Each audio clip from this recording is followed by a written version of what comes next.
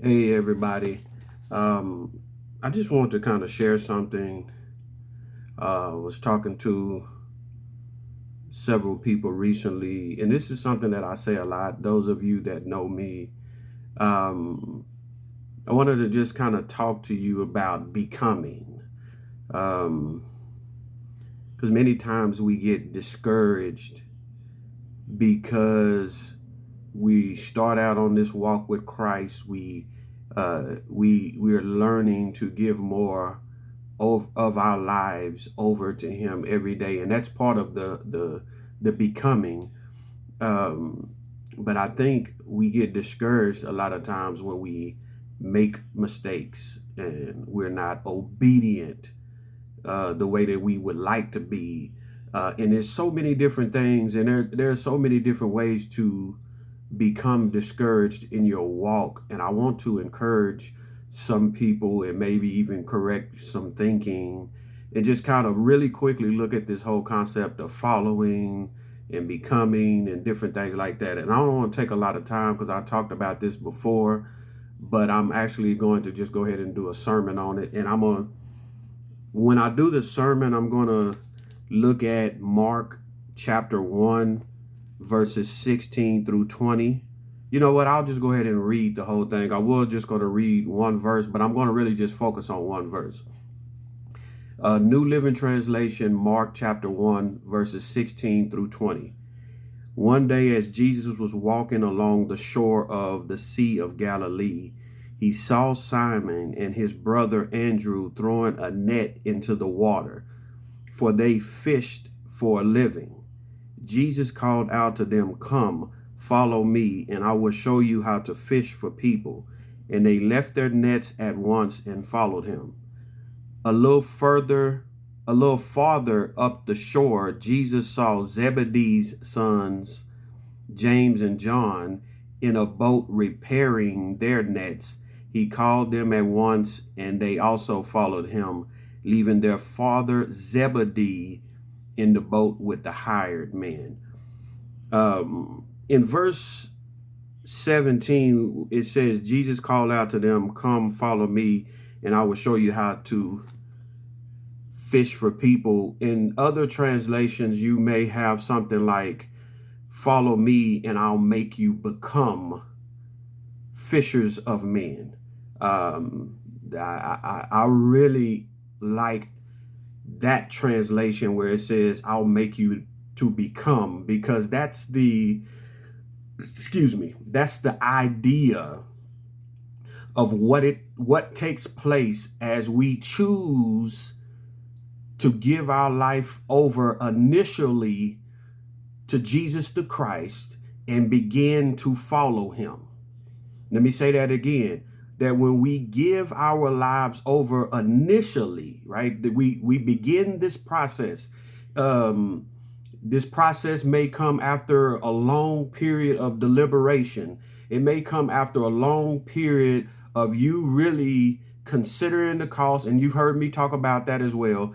But it could be a short period of time where it just took a couple of days. You were thinking about it, like, yeah, I think this is probably the best decision for me. Or it could have been the result of many weeks or many months of wrestling with this idea of giving your life over to the one that you've heard so much about or read so much about.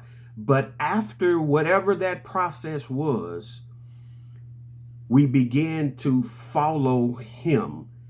Um, so in a previous video, I talked about what it looks like to follow, and I'll just share those things again really quickly. I don't want to spend a lot of time on that. But first thing is, we understand that we don't know where we're going, right? We know that he knows where we're going, right? Jesus, the one that we're following. We don't know how the road is going to be to where we're going, right? And when we say we don't know where we're going, many people will try to push back and say something like, "Well, we're eventually gonna go to heaven." Yeah, eventually, when things are all said and done, we will be with him for eternity if we have him. Yes, that's not what I'm talking about. I'm talking about throughout your actual life while you're still living on this side of things. You don't know where you're going because there are going to be times where you're going to go places that you yourself would not put yourself in that position. But it may be that you're led there to stretch and grow. So we don't know where we're going on a daily basis. We don't know how the road is going to be to actually get to where he's taking us, whether it's for growth, whether it's for to bless us or bless somebody else. We don't know what that looks like, where we're going, or how the road is going to be to get there. But another aspect of following is actually seeking after the Lord. See, when you follow somebody and you learn and you become a, apprentice or a student of someone, you have to seek them out for knowledge and understanding and different things like that. It's not about the person coming to you all the time trying to get you to do things. If you are this person's student, you know that this person has the answers to certain things and that we have to seek him out. For us, we seek him out in the word. We seek him out through prayer. We seek him out through contemplating over the things that we've been reading. We seek him out by having other people pray on our behalf, and even getting with more mature individuals that they can help us to have certain levels of insight pertaining to whether our situations or circumstances, or just even having a better understanding of scripture. But following also involves seeking. It's not just walking behind a person and saying, oh, okay, this is nice scenery, you're showing me around. It's seeking after the person, especially on the hard things, the things that are hard to understand. When you're reading scripture and you're just like, I don't know what to do with this, we seek him for whether it's comfort, or we seek him for insight and understanding of certain things. We also not just seeking for the hard stuff, but we seek him for applying the stuff that we feel like I can already go ahead and start doing this. What is the best way to apply certain things? And so those are the things, right? We don't know where we're going. We don't know how the road is going to be there, get there, and we must seek after him as well. I just want to share that really quickly, but here's where the rubber meets the road. And I know we throw that analogy around a lot. We use that metaphor, but here it is. We have to understand, as students of Jesus, we are becoming something, right? We are becoming, we are starting to look more and more like him every day. See, there are certain areas of your life and of my life that we just don't quite look like Jesus at this moment. I'm going to say that one more time. If we're honest, there are areas in your life and in my life that we don't quite look like Jesus at the moment. But the good news is this, that as his students and as those that have decided to go with him, because remember, to be a follower of somebody, that means you're with the person. You can't say I'm a follower, but I'm going to stay right here where I am. Just like you can't say I'm one of your students and I would rather look like me than I look like you. How can you learn from somebody if you want to continue looking like yourself? We are becoming something. So do not be too hard on yourself when there are areas that are revealed to you that are difficult for you to change yourself, right? There are going to be times throughout this walk and throughout this new life that was given to us as a gift, that we are going to see things surface, rise to the top, that needs to be changed in our life, and it's hard for us to do. We're becoming the type of people that are not fueled and holding on to anger. We're becoming the type of persons that do not gossip and manipulate people with our speech. We're becoming the type of person that that deals with lust in the heart first before it becomes a deed, right?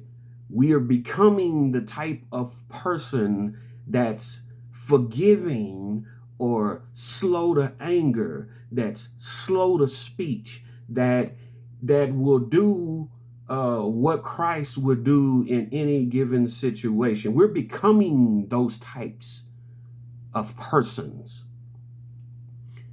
There are going to be things constantly that you see that you don't like about yourself.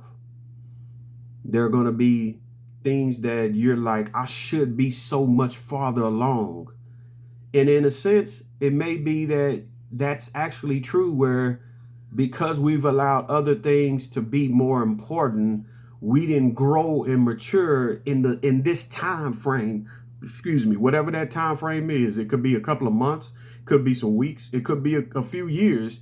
In that time frame, because Christ was not at the center, we didn't grow and mature the way that we thought we should have. But the good news again is that we're becoming.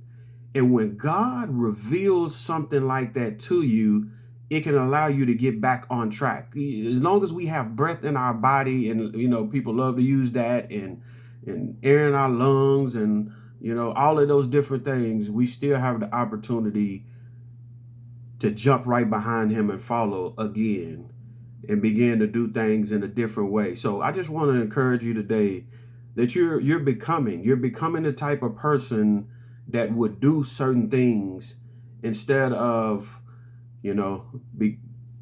being worldly like you were before you even had Christ. And remember, he's with us every step of the way. Every step of this journey, he's with us. We follow him, but he's with us in that process. Don't give up. Don't stop, no matter how many times you struggle and you fail. And just keep pressing and chasing after him. Seek him. Seek his help when those stronghold areas of your life are hard to overcome.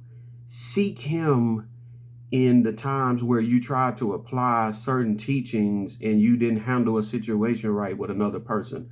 Seek him out in that. How can you fix that? If you can't fix it, how can you go to the drawing board and make sure the next time you do that things go differently? We rely and depend on him for every area of our lives. We're becoming more Christ-like every day, and the world needs it right now. If you haven't figured that out, these crazy times we live in, people need more people that are becoming, and they need to be around that on a regular basis. Grace, mercy, and peace be with you.